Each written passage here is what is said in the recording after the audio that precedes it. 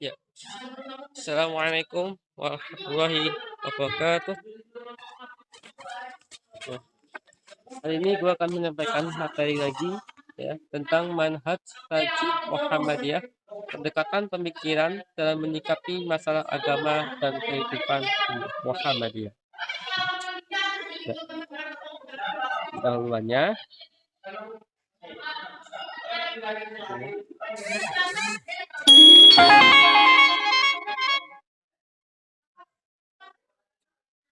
Ya, manhaj Taji ya, merupakan pendekatan yang diadopsi oleh Muhammadiyah untuk menetapkan hukum Islam dengan merujuk pada sumber-sumber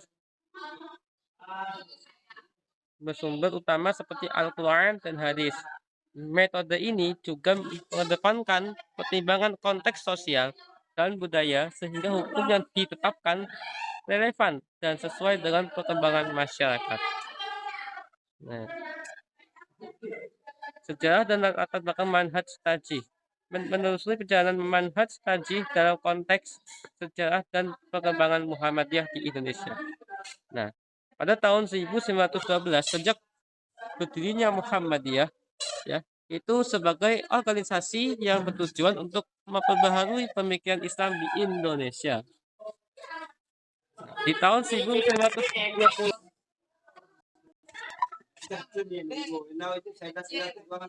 maaf ya, ada yang ganggu ya guys ya. Nah, di tahun 1920-an, manhaj Taji mulai diperkenalkan sebagai metode dalam menentukan hukum Islam yang adaptif terhadap konteks zaman. Di tahun 1950 sampai 1970 ya, perkembangan manhaj Taji semakin signifikan, seiring dengan pertumbuhan Muhammadiyah dan tantangan modernisasi. Ih,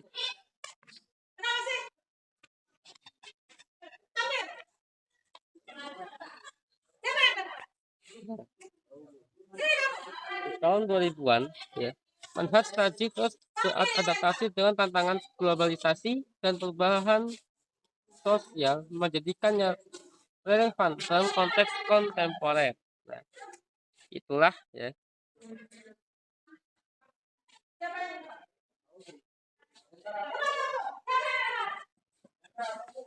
Prinsip-prinsip dasar manhaj Taji. Ya. Sumber utama, hadis sebagai sumber kedua, dan ijtihad dan konteks sosial. Nah, itu intinya harus memahami prinsip-prinsip dasar manhaj Taji. Ya. Ya. Metodologi Taji. Ya. Yang pertama adalah pengumpulan data. Ya. Mengumpulkan informasi dari Al-Quran, hadis, dan sumber hukum lainnya. Ya.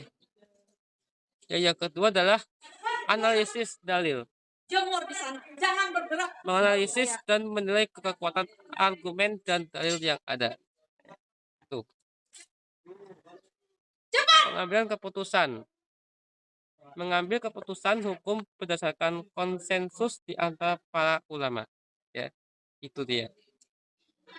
Yang kedua, yang selanjutnya adalah sumber-sumber hukum dalam manhaj Taji. Menentukan prioritas sumber hukum dan pengambilan keputusan Islam adalah 100%.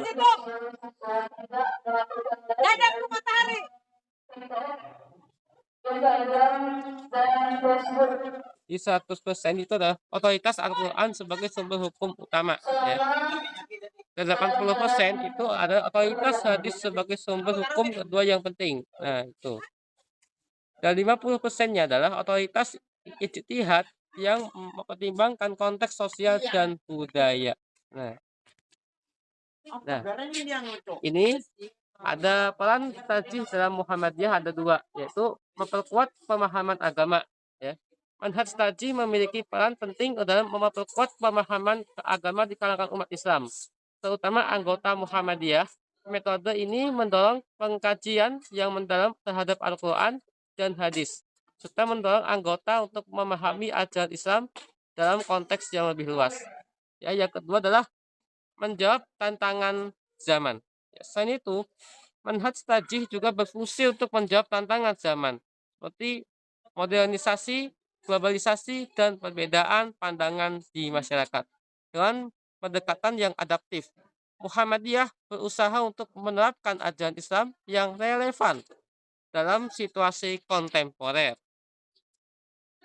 Nah, tantangan dan prospek manhaj tajih ya. Yang pertama dalam globalisasi ya, bahwa tekanan dari nilai-nilai global yang dapat mempengaruhi interpretasi dan praktik ajaran Islam. Yang kedua adalah perbedaan pendapat ya, bahwa beragam sudut pandang dalam memahami dalil dan penerapan hukum yang dapat menyebabkan ketidakharmonisan di kalangan umat ya. Nah, yang ketiga adalah adaptasi terhadap perubahan ya.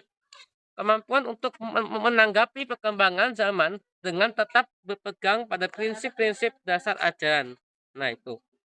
Nah, kesimpulan dan kesimpulannya adalah manhaj tajih merupakan pendekatan yang esensial dalam pemikiran Muhammadiyah, berfungsi untuk merespon tantangan kontemporer serta mempertahankan keaslian ajaran Islam.